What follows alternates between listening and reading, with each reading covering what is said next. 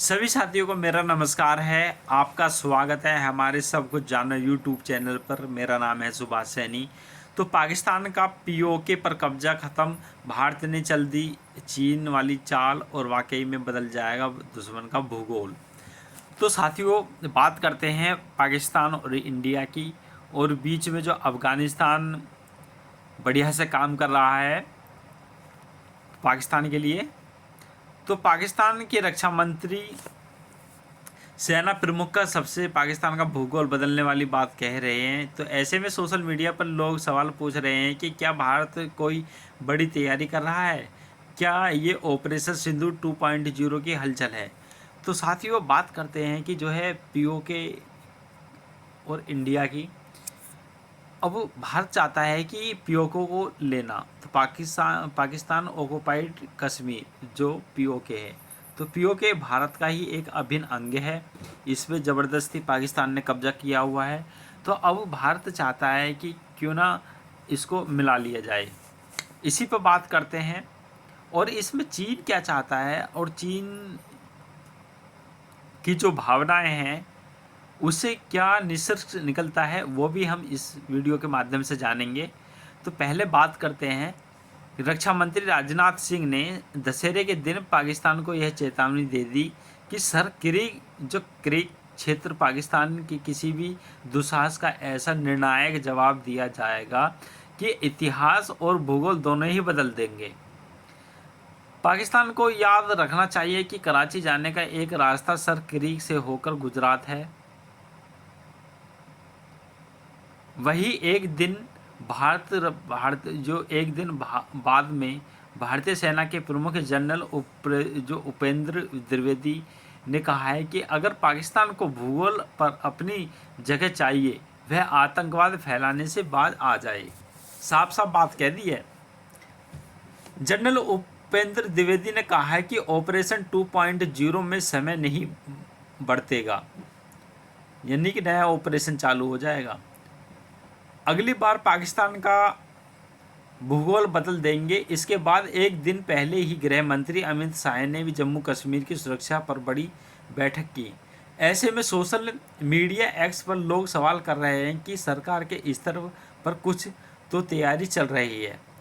साथियों, अपने भारत के अंदर भी कुछ ऐसे पाकिस्तानी बैठे हैं, उनके खिलाफ भी जो है एक्शन लेना चाहिए ज़बरदस्त।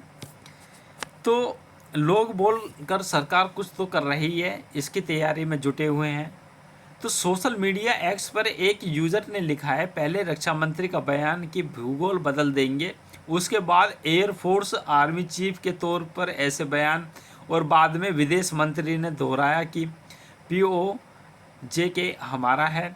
अमित शाह फिलहाल जम्मू एंड कश्मीर सुरक्षा पर बड़ी बैठक कर रहे हैं। तो निश्चित रूप से सरकार के स्तर पर तैयारी चल रही है, और तैयारी पाकिस्तान के इतिहास भूगोल बदल देने की बात चल रही है।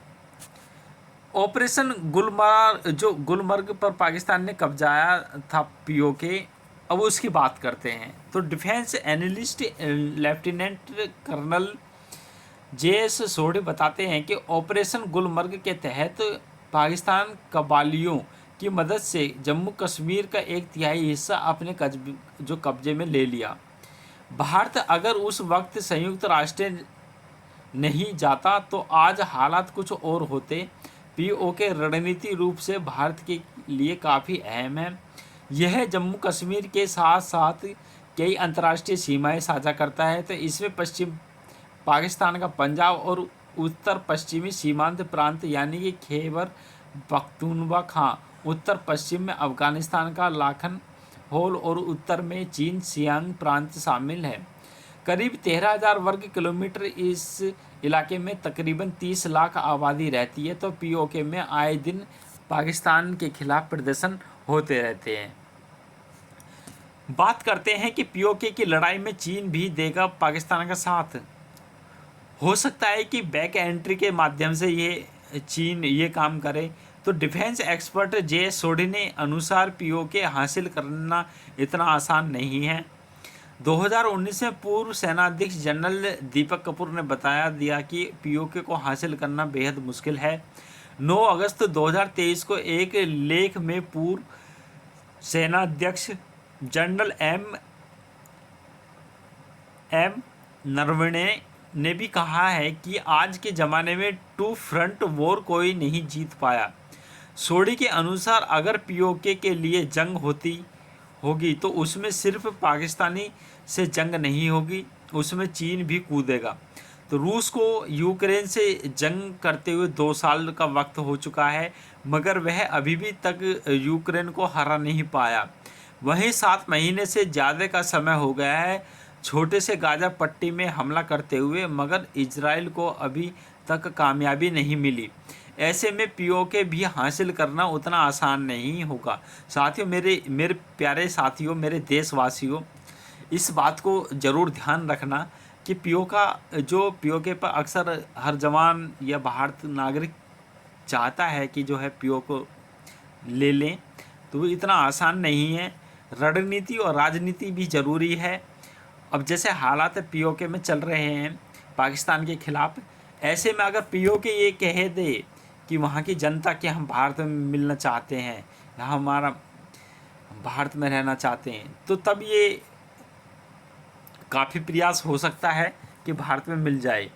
तो इंडियन आर्मी को बनानी होगी नई स्ट्रेटेजी। डिफेंस एक्सपर्ट सोडी बताते हैं कि अगर पीओके में जंग होती है तो यह उतना आसान नहीं होगा। वहाँ के लिए सेना अलग रणनीति अपनाती है। तो आमतौर पर सेना किसी भी लड़ाई के लिए अटैकर टू डिफेंडर रेशियो 3.1 होता है, यानी कि अटैक 3 होते हैं और डिफेंडर 1 होता है। तो वहीं पहाड़ों में अटैक टू डिफेंडर रेशियो 9.1 होता है। इससे ऐसे समझे कि अगर मैदान में किसी भी ज़मीन के टुकड़े को कब्जा करने के लिए दुश्मन में 100 सैनिक हैं, तो हमारी सेना को उन्हें खदेड़ने के लिए 100 के मुकाबले 300 जवान लगाने पड़ते हैं। वहीं पहाड़ों में यह अनुपात 3 गुना बढ़ जाएगा। तो साथियों, बात को समझो। पहले पहाड़ों में दुश्मन के 100 जवानों से मुकाबला करना हमें 900 सैनिकों के तैनात करना पड़ता है। चीन भी ऐसा ही तरीका अपनाता है। तो कारगिल की जंग एक अलग रणनीति से जीती थी। 1999 में जब बात करते हैं कि कारगिल जंग हुई थी, उस समय पहाड़ों पर मुट्ठी भर पाकिस्तानी फौजी थी जिन्होंने पहाड़ों पर भारतीय सेना की ज़मीन ले ली थी। उन्होंने हराने के लिए भारतीय सेना की कई बटालियन भेजनी पड़ी थी। वहाँ भी जीत के लिए 9.1 का अनुपात अपनाया था।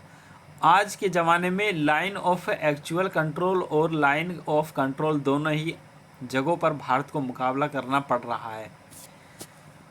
मेरे प्रिय साथियों, 2035 तक पाकिस्तान और चीन से जंग की भविष्यवाणी ज़रूर है। लेफ्टिनेंट कर्नल JS सोडी बताते हैं कि 8 जुलाई 2013 में चीन की सरकारी अखबार विनपू ने एक भविष्यवाणी की थी कि 2035 में 2 फ्रंट वार होगी, जिसमें चीन पाकिस्तान मिलकर भारत पर हमला करेंगे। POJK में चीन का भी इंटरेस्ट भी है और $65 मिलियन की इकोनॉमिक कॉरिडोर प्रोजेक्ट पर POK से होकर ही गुजरेगा। तो चीन ने POK में कई पनबिजली परियोजना में पैसा लगाया है। 5180 किलोमीटर की सक्सगाम घाटी को पाकिस्तान ने 1963 में एक गैरकानूनी समझौते के तहत चीन को दे दिया था। इससे पहले पाकिस्तान ने ऑक्साई चीन का 38,000 वर्ग किलोमीटर ज़्यादा का इलाका चीन को दे दिया। तो साथियों, इस तरीके से पाकिस्तान जो है इतना बेवकूफ़ और इतना भारत के लिए विश्व भरा हुआ है। इस विश्व को निकालने के लिए भारत अपना इंतज़ाम कर रहा है। तो विदेश मंत्री एस जयशंकर के मुताबिक मुझे लगता है कि POK में भारत में वापस आने से कश्मीर समस्या का समाधान हो जाएगा। रक्षा मंत्री राजनाथ सिंह का मानना है कि मुझे नहीं लगता पाकिस्तान में हमें POK लौट आएगा। मुझे विश्वास है कि POK लोग खुद ही भारत में विलय मांग करेंगे। जम्मू कश्मीर मुख्यमंत्री अमर उदल्ला का कहना है कि पाकिस्तान से POK वापस लेने से किसने रोका रखा है। तो साथियों, ये जो लोग हैं ना, ये पूरे पाकिस्तानी लोग हैं और उन्हीं की जवानी में जवान बोलते हैं ये। तो पहले विदेश मंत्री और फिर रक्षा मंत्री के पीओके पर दिए गए बयान पर देश से लेकर पाकिस्तान तक में खलबली मची है। पाकिस्तान विदेश मंत्रालय के प्रवक्ता शफकत अली खान ने कहा है कि कश्मीर को लेकर आधारहीन दावे करने के बजाय भारत को जम्मू कश्मीर से उस बड़े हिस्से को छोड़ देना चाहिए जिस पर भारत 77 साल से कब्जा करके बैठा है।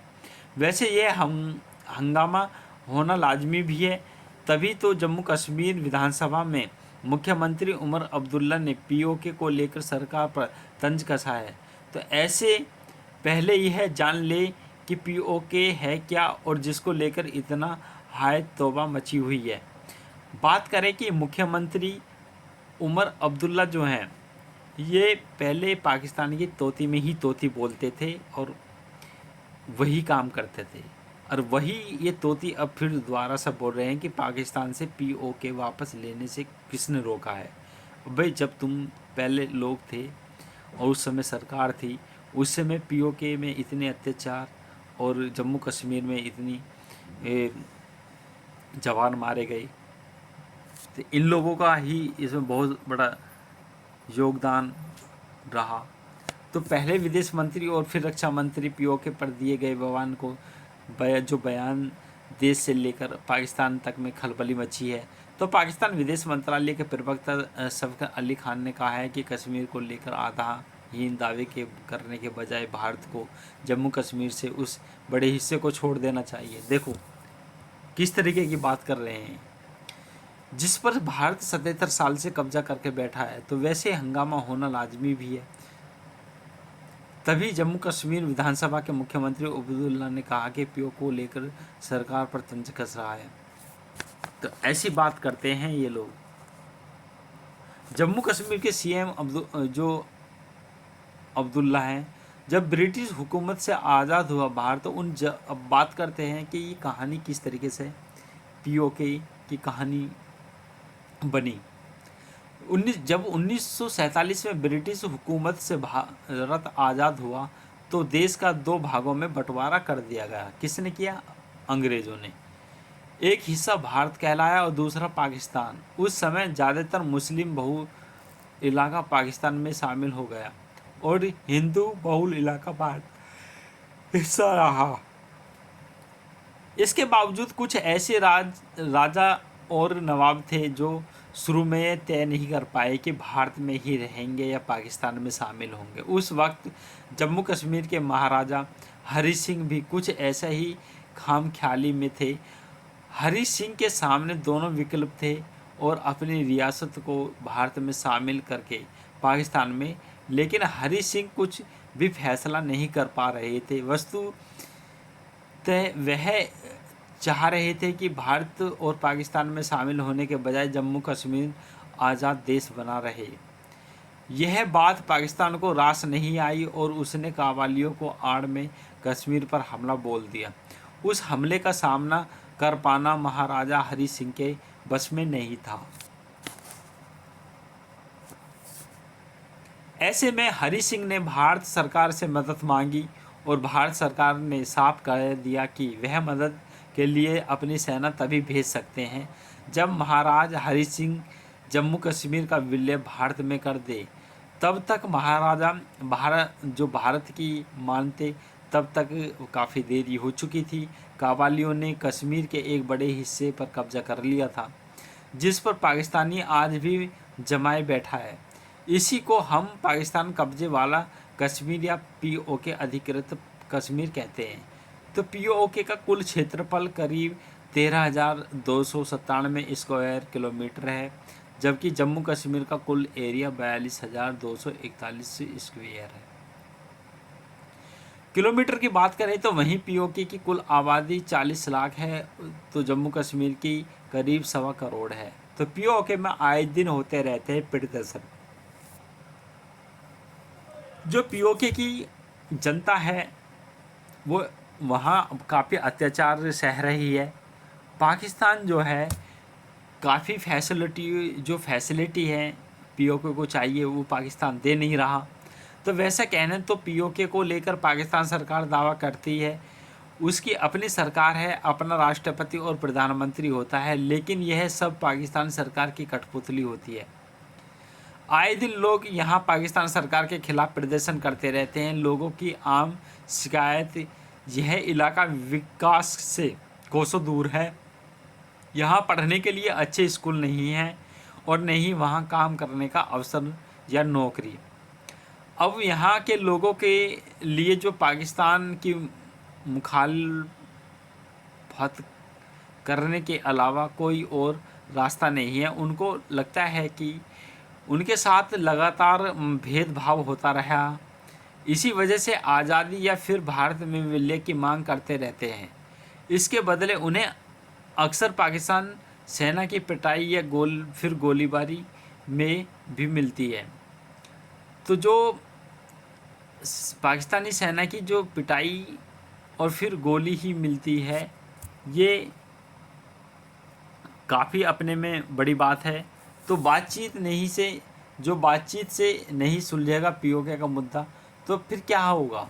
तो पीओके को लेकर भारतीय संसद ने सर्वसम्मति से 1994 में प्रस्तावित पारित करके ये पीओके भारत का अभिन्न हिस्सा है और इसे वापस लिया जाएगा।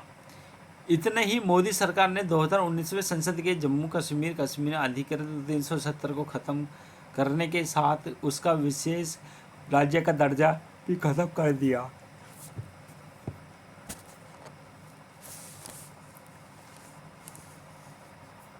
कहानी दोस्तों काफ़ी लंबी है। समय समय पर सरकार ने कहा है कि पीओके में भारत में शामिल करने के लिए हर कोशिश की जाएगी, लेकिन कोशिश कैसे होगी, लाख टके का सवाल अभी यही अटका हुआ है। तो पाकिस्तान से बातचीत के जरिए तो कश्मीर का जो मामला है नहीं सुलझेगा, वहीं कानून और माध्यम के अधिकार पैरोकारों की बात पाकिस्तान नहीं सुनेगा। तो ऐसे में पाकिस्तान तो हमें पीओके देने से रहा, उल्टे वह जम्मू कश्मीर 1990 के दशक का प्रॉक्सी वॉर छेड़े हुए इस लड़ाई में अब तक लाखों लोग मारे गए हैं। तो पाकिस्तान तो ये चाहता है ना कि हमें जम्मू कश्मीर में मिल जाए, तो ऐसे तो नहीं देने वाला पाकिस्तान पीओके, और इससे ज़बरदस्ती छीनना पड़ेगा। एक आर्थिक तौर पर भी देश पर भारी दबाव पड़ रहा है। तो पीओके को लोग पाकिस्तानी हुक्मरान के खिलाफ इतना बड़ा और ज़बरदस्त आंदोलन भी नहीं कर पा सकते कि पाकिस्तान वहाँ के लोगों की बात मानकर पीओके पर अपना दावा छोड़ दे। लिहाजा अब केवल सैन्य ऑपरेशन ही एक मात्र विकल्प बचता है। जो अब सवाल यह उठता है कि भारत यह कार्रवाई कर सकता है। सेना में मेजर जनरल रहा और आरसी पाड़ी कहते हैं कि यह सुनने में बहुत अच्छा लगता है कि लेकिन ज़मीन में यह लगभग असंभव है। पीओके का पूरा इलाका पहाड़ी है और इस एरिया में लड़ाई लड़ने के लिए काफ़ी तादाद फोर्स चाहिए, साथ में खुद का भी अच्छा खासा नुकसान होना तय है। क्या सेना और देश इसके लिए तैयार है? वहीं सेना में मेजर जनरल संजय मेस्टन भी मानते हैं कि यह ऑपरेशन बहुत मुश्किल है।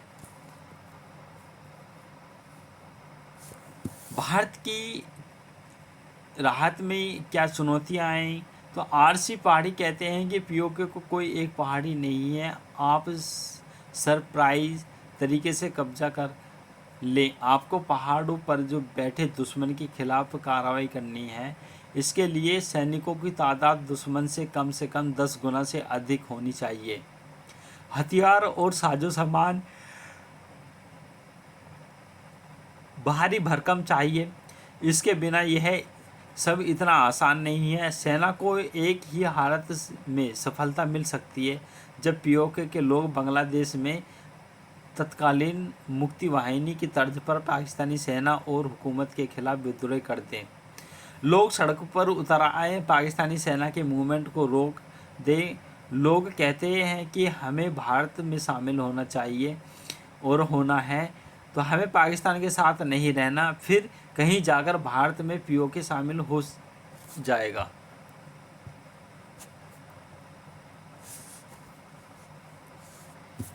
पाकिस्तानी कब्जे वाले कश्मीर को वापस लाने के दावे और दिखाए जाने वाले सपने हकीकत से कोसों दूर हैं।